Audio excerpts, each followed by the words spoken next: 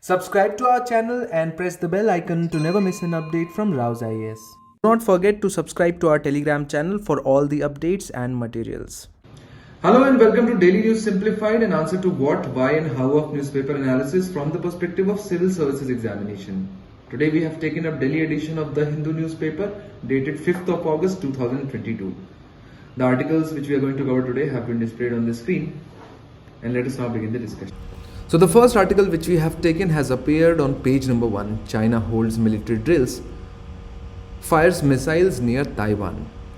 So China's military on Thursday began unprecedented live firing drills in 6 regions surrounding Taiwan, firing missiles from its eastern coast into waters east of island and putting in place an effective blockade that disrupted flights and shipping to Taiwan. And so you can see in this image, this is China mainland, this is Formosa Island or what is now known as Taiwan, and this is the blockade or the ships of the Chinese Navy which have surrounded Taiwan from all the sides. And according to a lot of thinkers who keep a close watch on international relations focusing on China and Taiwan, an attack on Taiwan looks imminent.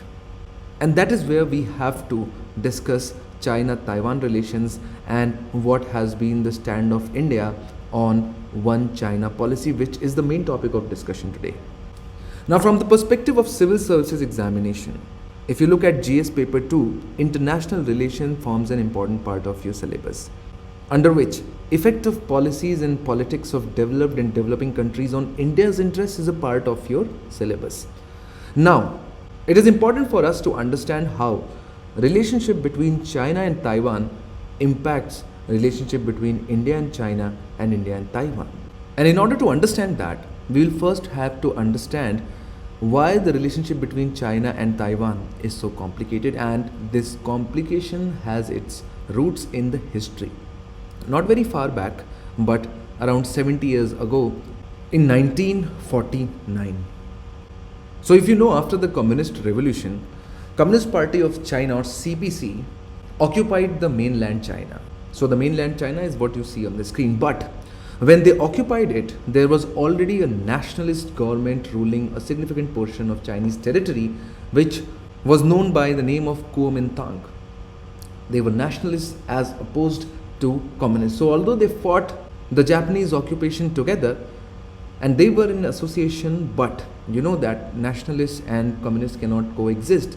And of course, in that era, communists came down heavily on the nationalists after they had defeated Japanese. That's a part of world history. But after the Chinese Communist Party occupied the mainland China, the Kuomintang government had to fled, and they fled to Taiwan, which was then known as Formosa Island, and they set up a government over there. At the same time, a significant portion of today's China is Tibet, which was then under a Buddhist order government with practically no military and devoid of any arms. And because of which, it became a problem of sovereignty and legitimacy for the government of the China headquartered in Beijing. Because at the same time, you have a government in Beijing claiming this government is the legitimate Chinese government, but at the same time, you have a government in Taiwan claiming that they are the successor of real Chinese state. And so China adopted One China policy, under which it said that all the countries which enter into a diplomatic relation with China, or which want to trade with China, or which want to have relations with China, all such countries will have to recognize that there is only one China, the one which is headquartered at Beijing, and there is no other China. And Tibet as well as Formosa or Taiwan are nothing but a state or provinces of China. And slowly and gradually, all the countries of the world recognize One China policy, and that is why Taiwan still is not a designated state by United Nations. So for example, even now India does not have a formal relation with Taiwan at the ambassador level. We have created some informal mechanisms to carry out trade that China allows, but not formal embassy level relations or formal diplomatic relations. And so it became the motto of the Chinese government in Beijing to unify the country by occupying Tibet and Formosa. So in case of Tibet, we already know they did it immediately after 1949. because of which Dalai Lama had to flee to India, and that soured our relation with China because we provided refuge or political asylum to a person who directly questioned the legitimacy of Chinese government by not recognizing its rule over Tibet. But China has still to occupy Taiwan, which is its long-term project. Whether it will be able to do that or not is something which we'll come to know later on. Now, in order to accommodate Taiwan's concern, Chinese government floated one country, two systems rule, which is also, by the way, applicable in case of Hong Kong, but it is being increasingly diluted. Now, if you want to understand Hong Kong scenario, you should go and watch this DNS, but we'll keep ourselves limited to Taiwan, under which it said that Taiwan, if it merges itself with the China, the democratic government will be allowed to function and there will be no threat to the rights of the people being enjoyed in Taiwan, because we know that Chinese people under a communist state do not enjoy the rights which are enjoyed, for example, by you or me. Why this scenario has flared up in past 10 days? Because of visit of a very high profile delegation from US to Taiwan. Now, when do you send a delegation to a country?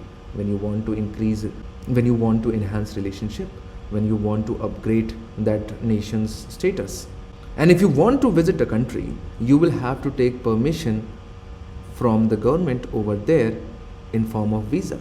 And this is what has become a sticking point. China says that Taiwan is under Chinese control.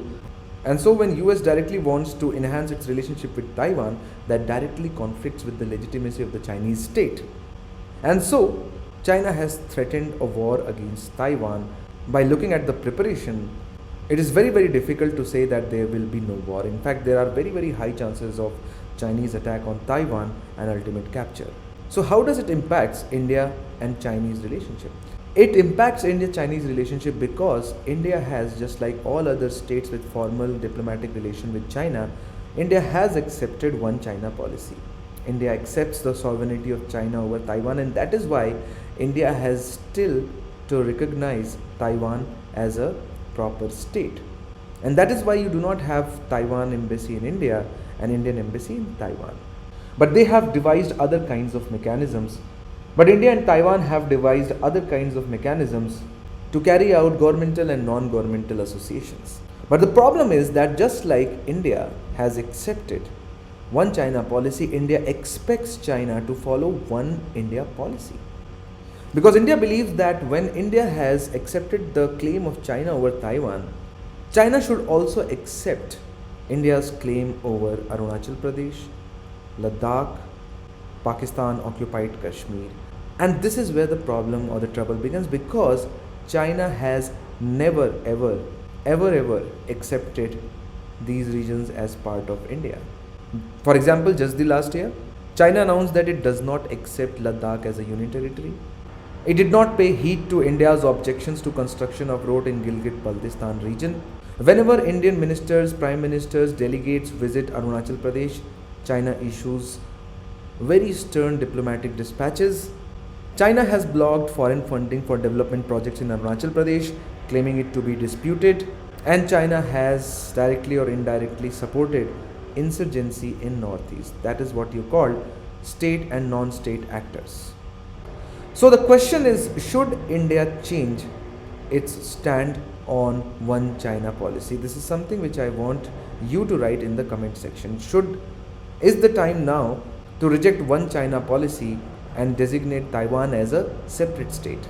But what has changed in past 1 month, because of which a military confrontation looks very real? And the reason behind that are four. The first reason is that this visit of Nancy Pelosi, despite strict Chinese warnings, is a direct challenge to China's one China policy, because of which China believes that it's now time to teach these nations like US, UK, France, Germany a lesson. Then China has of course seen what has happened in Ukraine. Russia invaded Ukraine because it perceived Ukraine as increasingly becoming closer to Europe and might becoming a part of NATO. But when Russia resorted to military action, what was the response of NATO and West? There was no military action but only economic sanctions. And since China is sitting on such a pile of foreign exchange reserve, And since it is a global manufacturing hub, it will be very, very difficult for the nations to cut off China as they have cut off Russia.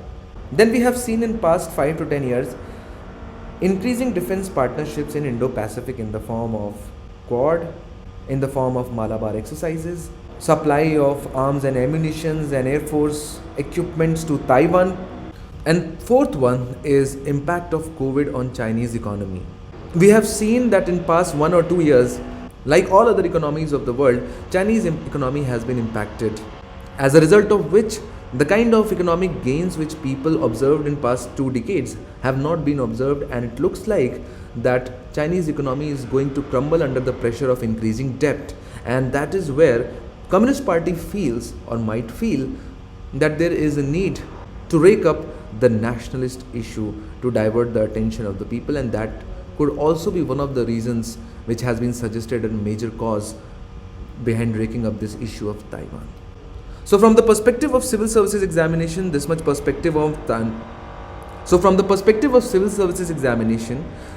perspective will be more than sufficient to enable you to answer a question if it comes on Taiwan issue. Let us now move on to the next news. So the next discussion which we are going to take up is about a column which has appeared on page number 6, SOP or welfare debate. A general concern over freebies pushing the economy to ruin or unviable pre-election promises adversely affecting informed decision making by the voters seems reasonable. And in this regard, the Chief Justice of India, N.V. Ramanna, heading a bench hearing a petition filed in public interest against the distribution of or the promise of freebies ahead of elections, has made it clear that the court is not going to issue guidelines but only ensure that suggestions are taken from stakeholders such as Niti Aayog, Finance Commission, Law Commission, RBI, and as well as political parties. So in this regard, we already had a discussion with respect to freebies. We are going to listen to the same discussion with respect to freebies because there is nothing much which has been added since then. The next article which we have taken up has appeared on page number 6, states freebies and the cost of fiscal profligacy, where the author D. Subba Rao, who has been India's finance secretary and also the governor of RBI, talks about the recent trend of distributing freebies by the political parties and including them in their party manifesto and its impact on overall state of finances. He takes up the example of recent announcement by Aam Aadmi Party's Mission Punjab, where they promised that each and every adult woman in a household will be distributed with 1,000 rupees per month if they will be elected, and they are now elected. And now the problem is that the debt of Punjab and the situation of debt crisis in Punjab is one of the worst amongst all the state. And now the question is, where do the state finds the revenue to fund such profligacy or the wastefulness in that sense in the use of resources, according to the ex-RBI governor? If you look into the GS Paper 2 syllabus, welfare schemes for vulnerable sections of the population by center and state, and performance of these schemes is a part of his syllabus.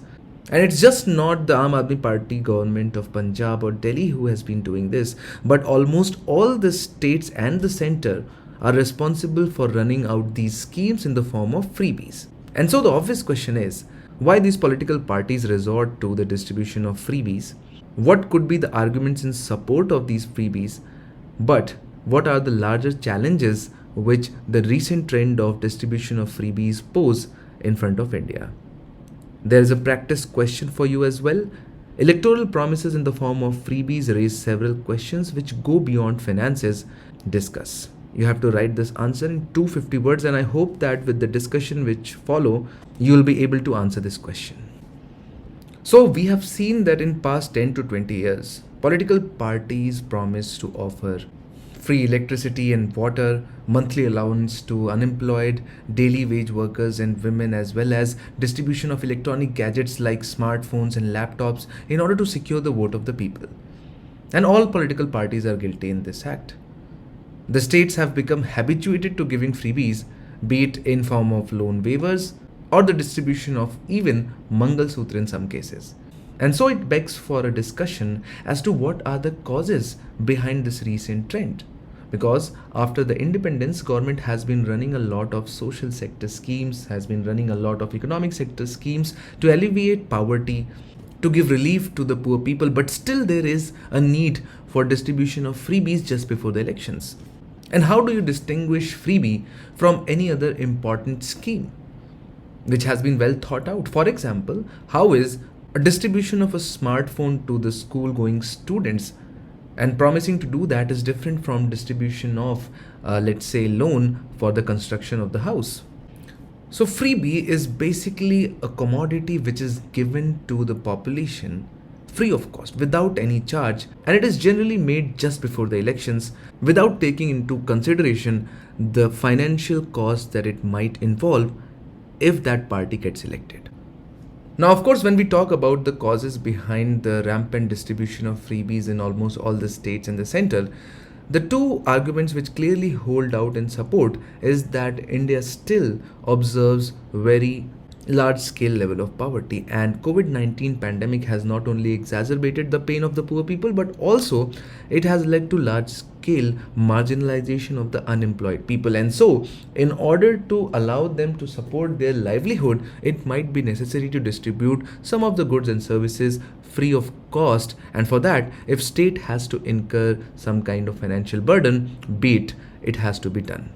But apart from that, it also shows, or it is also caused by lack of political discourse on important issues like health, investment in education, industrial development, infrastructure creation. All of these put together also shows political immaturity of the population of our country.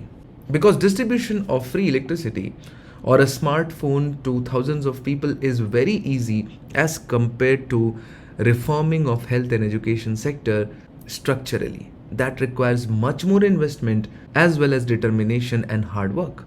And so neither the people and hence nor the politicians are concerned about these long-term reforms, because the work can be easily done by promising freebies. And that is where it becomes important for us to discuss whether the freebies should be distributed or what are the arguments in support of the distribution of the freebies. To start with, we have to look into the Constitution under Article 39B, which calls for resource distribution for achieving common welfare or common good. And so the Constitution of India in that sense places an obligation on the state to take proactive measures for the welfare of the poor and downtrodden. And of course, freebie in that sense is kind of serving that purpose. Then, if you look at the status of social inequality in our country, take the reference, for example, of Oxfam report 2021, which showed that the income of 84% of the households in the country declined in 2021. In India, there is a wide inequality between rich and poor, and it is widening every year. And so, it would be responsible to provide for some of the basic necessities of the poor in terms of the distribution of the freebies. And that is where the poor also need a kind of safety net. Safety net, or as the word suggests, it's a kind of net which is used at the construction site to prevent people from falling off and hitting the ground, which might become fatal to them. And similarly, in real life situation, you have a lot of instances. For example, the best case scenario is COVID itself, which left a lot of people unemployed for almost 2 years, especially people belonging to unorganized informal sector who did not have any kind of social security.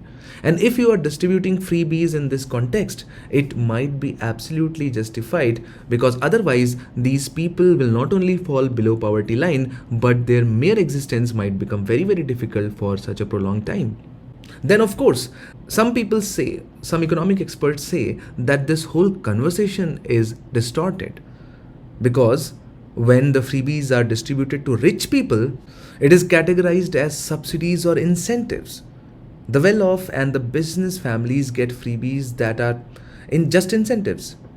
For example, since 2006, the union budget estimates that the richest people in our country have been given incentives to the tune of 4 to 6 lakh crore each year. And no one talks about these kinds of incentives which are also given to industrialists. And if you take into account the total exchequer's burden in distribution of freebies, it's minuscule in that comparison. Then there is another social angle as well. Since there is so much of inequality and poverty in our society, there is a rising discontent in the society.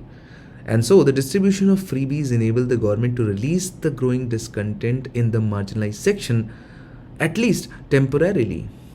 And then finally, there's no denying the fact that distribution of these freebies boosts the industries as well. For example, states like Tamil Nadu and Bihar are known for giving women sewing machines, saris, and cycles. And all these are local Indian brands. And so when state procures such vast amount of freebies from local manufacturers, it is directly giving boost to the industries as well. So you can clearly see that there are 6 very solid rationale behind the system of freebies. But there are equally compelling arguments against the distribution of freebies as well, where the arguments put forth by the author today comes very handy.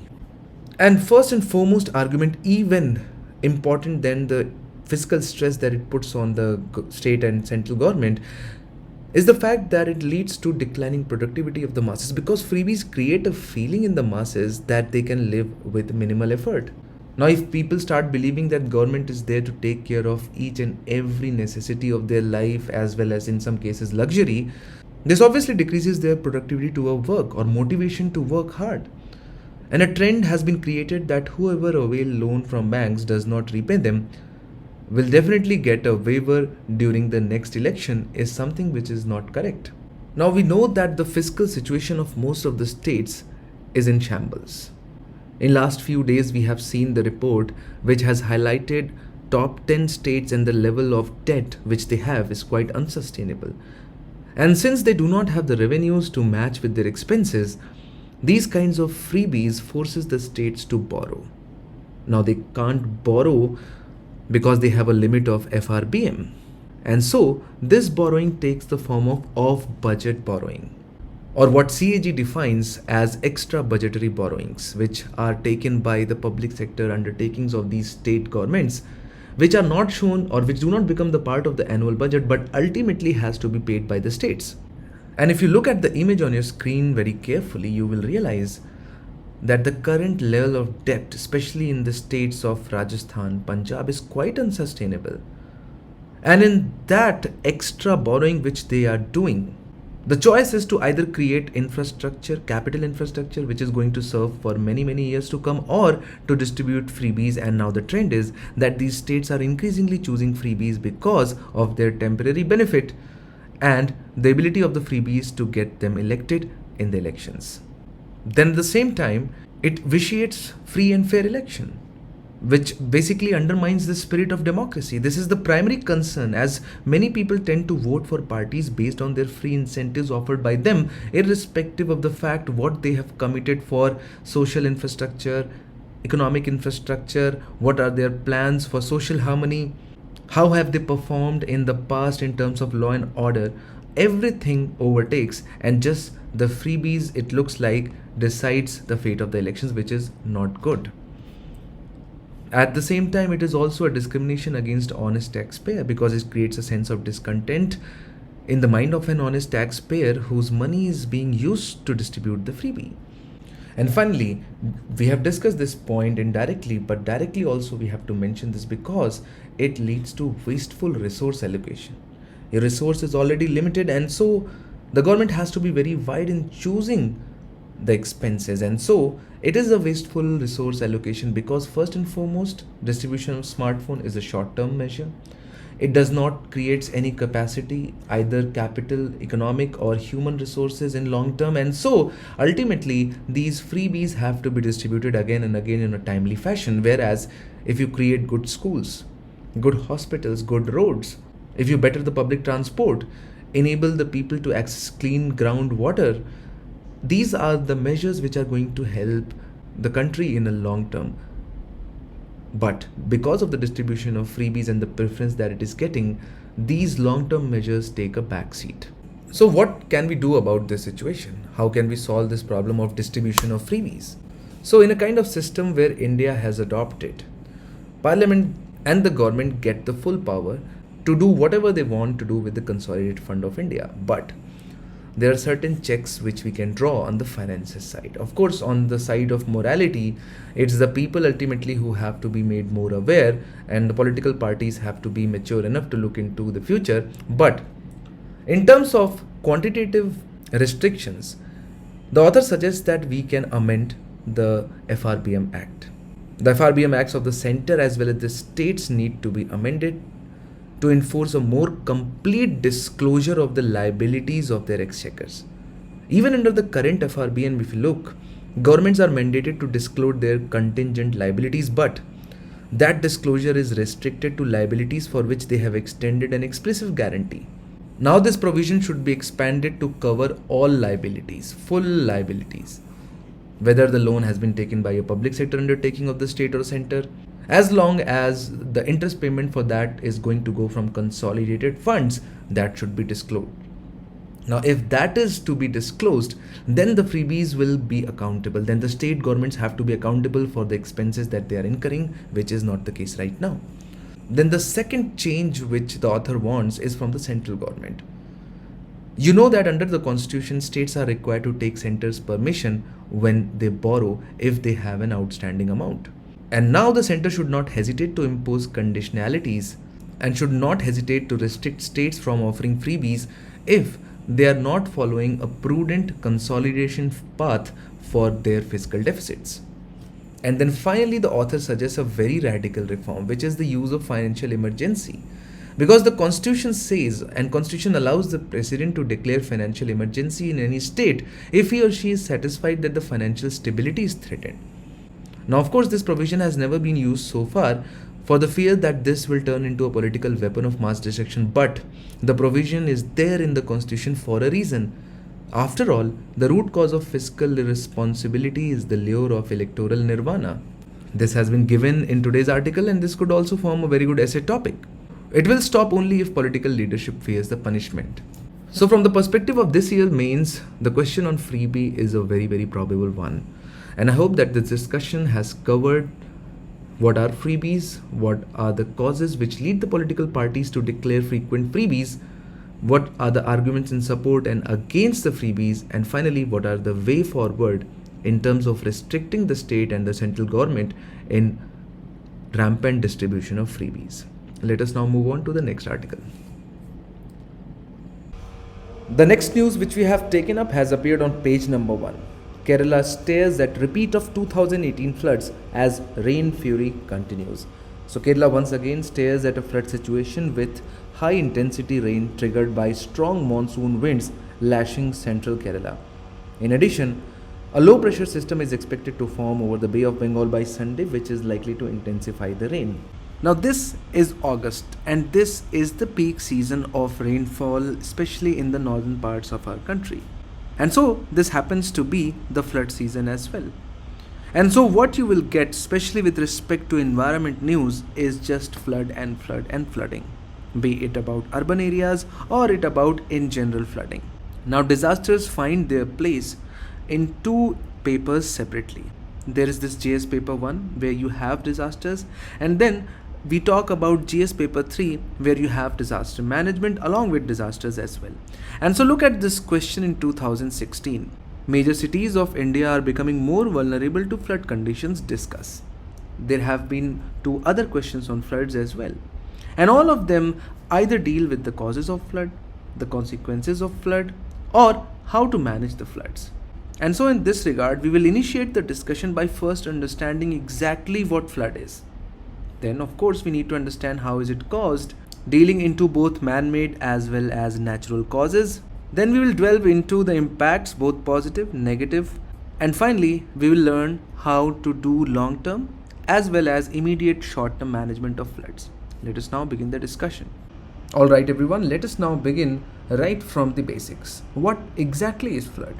How are we going to define flood?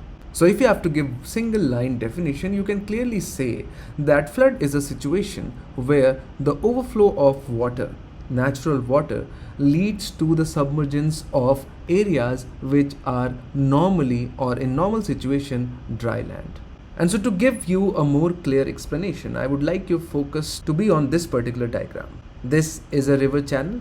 And with the general understanding of geography, we know that rivers tend to form something which is known as natural levees. So you have a river flowing and you have natural levees which sort of act as natural dams to prevent some of the water from overspilling on the floodplain. And so, a flood is a situation where the water level breaches these natural levees level and submerges the area surrounding these natural levees. That is how a flood is defined. And why does that happen? Now, river is just like a pipe. You can imagine a pipe with a fixed capacity to hold water, which is also known as discharge of the river. So when the discharge of the river overshoots its capacity, overshoots the capacity of the river channel to accommodate that water, then you have a condition of spillage, which is also known as flood. Okay, so I presume that all of us now understand what a flood or a flood-like situation is. And so the next natural question that would arise in your mind is, what causes flood? What are the reasons behind the flooding? And so if you analyze all the causes across the world, they can be distributed either towards the left side of this particular equation or towards the right side of this particular equation. So for example, if there is a sudden cloudburst which results in massive rainfall in a very short period of time, then of course you have a massive increase in the discharge or the flow of the river, while there has been no change in the capacity of the river channel to hold that extra water. And so where does that extra water going to go? It is of course going to spill over, right? So that is the left side of the equation. What about the right side of the equation? And so to give you another example, all of us know that deforestation takes place, especially in mountainous regions. This leads to the increased supply of sediments. And so as the amount of sediments keeps on increasing, where do you think the sediment is going to settle? It is going to settle on the river or inside the river channel. And as more and more sediments settle down, the capacity of this particular river channel to hold the water reduces, because there is just not enough space to accommodate the water, because a lot of space has been taken by sediments.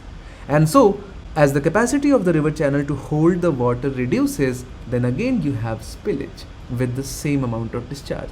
So now this is just to demonstrate it to you that floods can be either caused due to the increase in discharge of the river due to various factors which we will discuss, or it can be due to the reduction in the capacity of the river channel to hold the water. But when you are appearing for civil services mains examination, you cannot just leave a question on causes of flood to this particular diagram and this equation. You need to be very solid on the causes. And so the overall factors which actually cause flood can be distinguished on two main broad parameters. One is man-made cause and the second one is natural causes. And let us now discuss them one by one. And so let us now begin with natural causes first. The causes which have always been there and humans or any other particular species has no. So as we can easily understand, one of the biggest causes of floods as far as natural causes are concerned is heavy precipitation. Now as all of us understand that India receives around 80% of overall rainfall in around 4 months period. That is when you have southwest monsoon visiting our country. You know that rainfall over India does not falls equally everywhere. It shows a lot of variation. The reasons could be many. At some places the reasons are orthographic or related to the altitude, because of which you have extremely high and dense rainfall happening over a very short period of time, or in certain areas you have cloudbursts, or you have rain bearing systems or otherwise known as cyclones, and the areas where they visit they have very high rainfall over a very short period of time. And so what it essentially does is that it increases the discharge of the river very rapidly, and since the volume of the river channel is not increasing, it's not just sufficient to hold that water and it causes flood. So all those regions shaded with blue color face the problem of flood because of heavy precipitation. Then after heavy precipitation, you have another natural cause which is known as deposition. We know that as the rivers flow along, they take along themselves sediments because they erode either the riverbed or the sides of the river. Now when we talk about the deposition on the riverbeds, that is mainly due to the erosion and the eroded material which the river has brought from the mountainous regions. When we talk about its major cause, it's mainly river over there. But when we talk about deposition at the mouth of the river, This particular phenomena happens mainly because of sea tides and waves interacting with the river. Because what sea waves and tides do is that they dampen the capacity of the river water to take the sediments inside the seas and oceans. And so what happens is basically all the sediment just gets deposited or abandoned just at the mouth of the river, leading to high deposition rate, which then reduces the capacity of the river to hold the water. Then a lot of times the river changes its normal course. When the river changes its normal course, so what happens is that when river changes its normal course of flow, suddenly it leads to the spill of water in those areas which were earlier drier. One of the most important causes of floods, especially in higher up in Himalayas, is landslides. Regular and frequent landslides blocks the flow of the river, and so what you essentially have is the stark reduction in the capacity of the river to hold water, and the extra water just spills over. So by blocking the stream, landslide causes immense flooding. So these are the natural causes of floods, especially in India, and they have always been there. They have always existed and caused flood. But what we see now is massive increase in the frequency of floods, and the real reason behind them is the man-made factors, which are now increasingly playing greater role in causing the floods.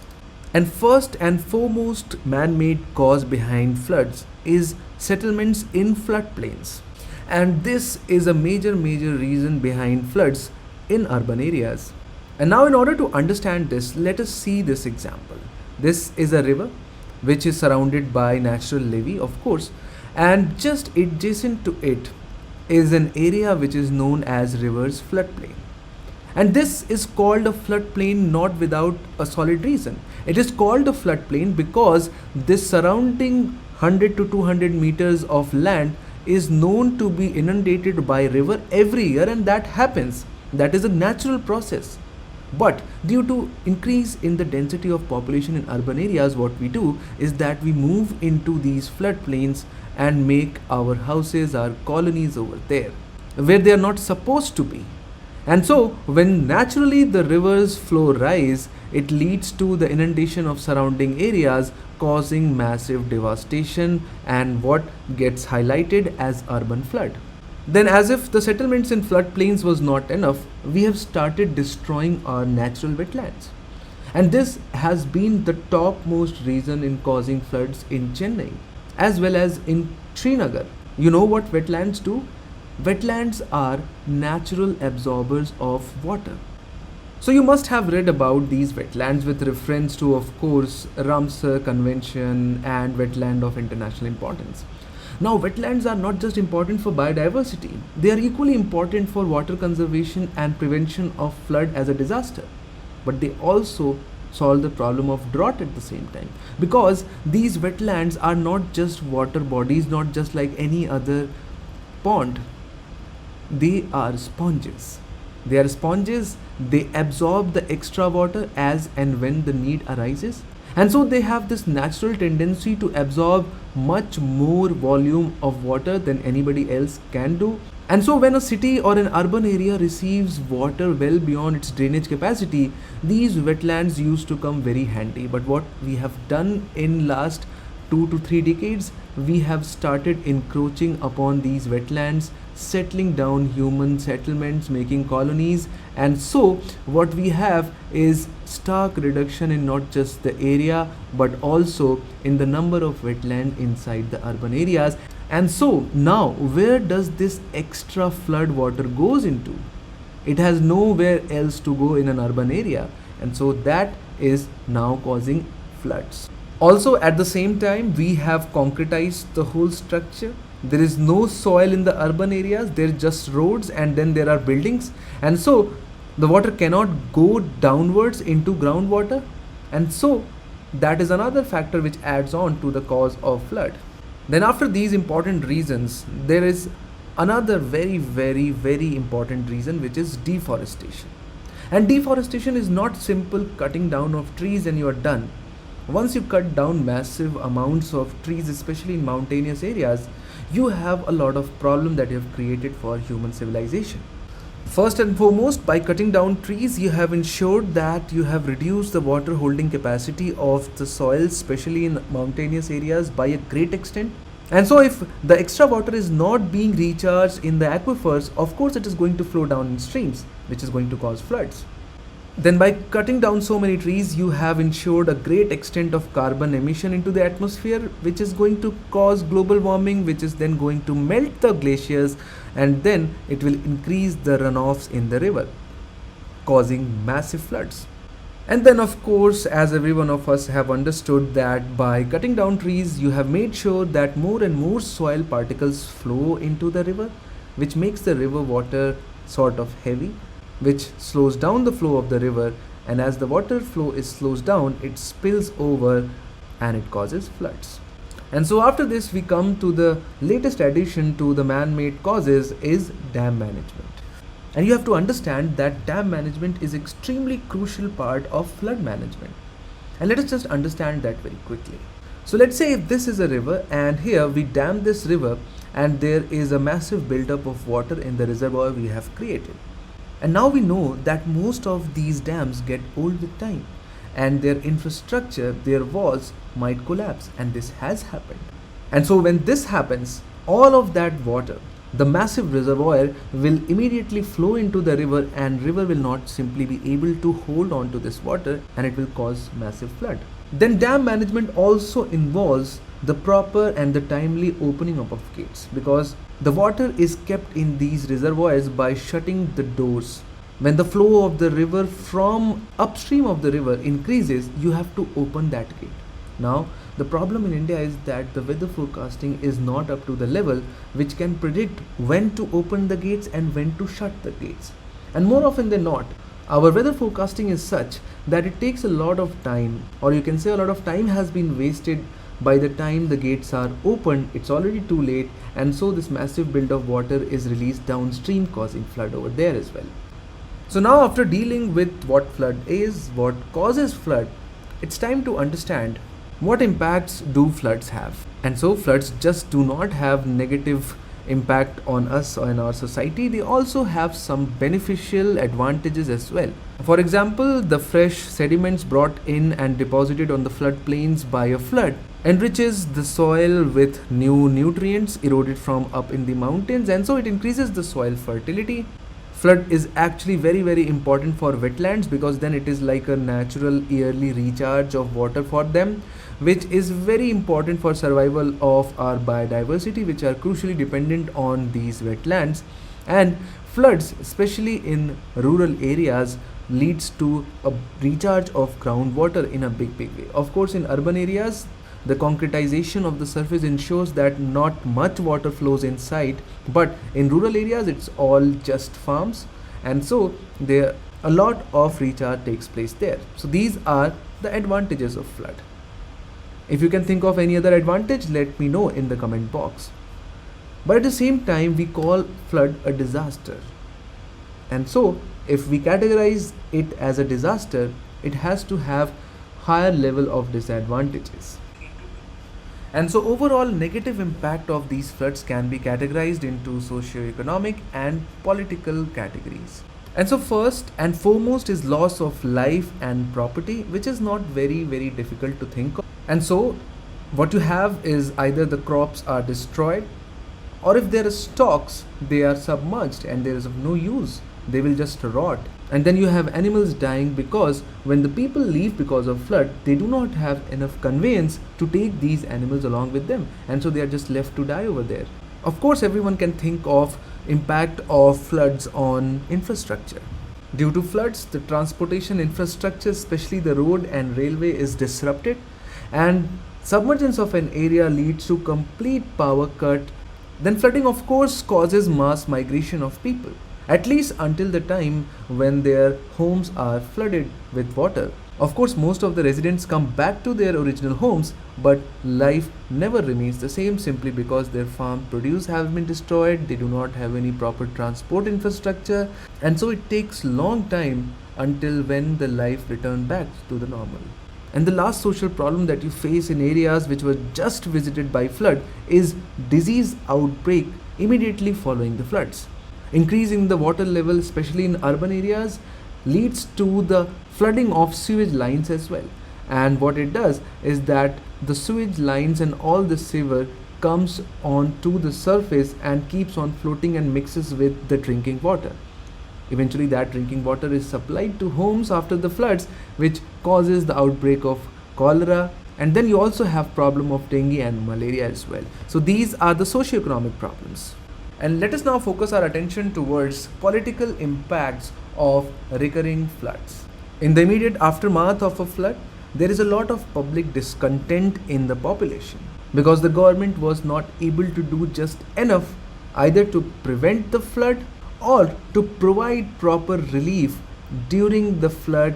And then, as we have said, since these factors do not change, floods eventually become recurring phenomena, which ultimately turns the public discontent into loss of trust towards the government, which is quite dangerous for a democracy. States like Assam and Bihar, which are visited by floods every year, year on year, lag far behind other states as far as development is concerned. Of course, there are other reasons behind this disparity, but floods as a major cause cannot be ignored because every year floods decimate your crop, they take away whatever you have done for infrastructure, they leave you reeling with disease, and so this is one of the causes behind stark regional disparity that we observe in India. And so after having discussed the impacts, let us now discuss the flood management. Now first and foremost, you should know that the primary responsibility of handling a flood lies on state government. And so that is why you see such a varied response when it comes to flood. Whereas the main responsibility of the central government is all about financially and logistically supplementing or supporting the state government in their efforts to counter the floods. The central government can provide NDRF forces, the central government can provide funds, but ultimately the ground action has to be taken by the state governments. And so when it comes to management, it can be divided into two parts. One is the immediate management or response towards a flood, and the second one is about long-term measures which reduce the probability and the damage which a flood can do in a long term. And so of course, immediate actions are not very difficult to think of. You have to provide immediate relief to the people impacted by floods. It could be in form of cash distribution to help them sustain for the while they are away from home. It could also mean supplying food packets to them so that they can feed not just themselves but also their families. There is always a need for evacuation of the population. At the same time, you have to cater to their medical demands and make sure that the medical care they get is of right kind. But these are the measures which should be taken in the eventuality of a flood. But how about reducing the probability of flood itself? What we need to do for that? And those are more important steps, right? And so these are the 6 main steps which should be taken in order to solve this problem in a long-term manner. Starting with mapping of flood-prone areas in our country. So if I have to put in very simple terms, it means that you have to designate those areas which are liable to floods, which have high probability of floods visiting those areas. And so the government of India has already done this exercise, but just on macro level, which means on district level, on a much larger level. But more often than not, it's not the whole district which is flooded, but there are smaller pockets within those districts, even smaller than tehsil or a ward, which are flooded again and again, year on year. And so what we need now is micro-zonation mapping, keeping the floods in mind. We need our surveyors to go to each and every point in our country, especially in urban areas, and find out whether they are sitting or they have been built on a floodplain or not. What will be their situation if the river level goes up? And that is what we need right now. Once we have done the micro-zonation, then we need to control the land use according to the micro-zonation. The government needs to be very, very strict that if this is a floodplain, no means no. No settlement means no settlement. There would be no houses in the floodplain. Currently, these regulations are not well enforced in our urban areas. Then we need to curb the rate at which we are deforesting our jungles. Of course, we have done a great job in it, but we need to go even further. Then we need to rejuvenate the wetlands, and then it is derived again from the land use control. You need to identify the wetlands first, designate them as no construction areas, and protect them. Then as far as dam management is concerned, it needs to be scientific. That is, it needs to be based on proper satellite data and communication, and it has to be coordinated because there are series of dams on a river. And if the opening of the gates is not coordinated, you're going to cause flood at some point downstream the river. And then finally you have something which is going to give solution to a lot of problems that we face today, and that is interlinking of river. By interlinking rivers, what you're going to do is that you're going to supply the surplus to deficit regions, solving the menace of floods up to a great extent. So this discussion becomes very, very important from the perspective of mains examination, where you could be expected to know about the causes of the flood, what are the impacts of the floods, and how to manage floods both in long as well as in short period of time. Let us now move on to the next discussion. So the question of the day for yesterday was World Population Prospects 2022 report has been recently released by, and the right answer was United Nations, that is C. The question for today is formulated on the basis of a report which talked about coal mining protest in Hasdeo Ananya region. Hasdeo Ananya region lies in the catchment area of Hasdeo River, and so in this regard one of the Lemru Elephant Reserve has come into news. And so the question, Lemru Elephant Reserve, sometimes seen in news, is located in which one of the following states?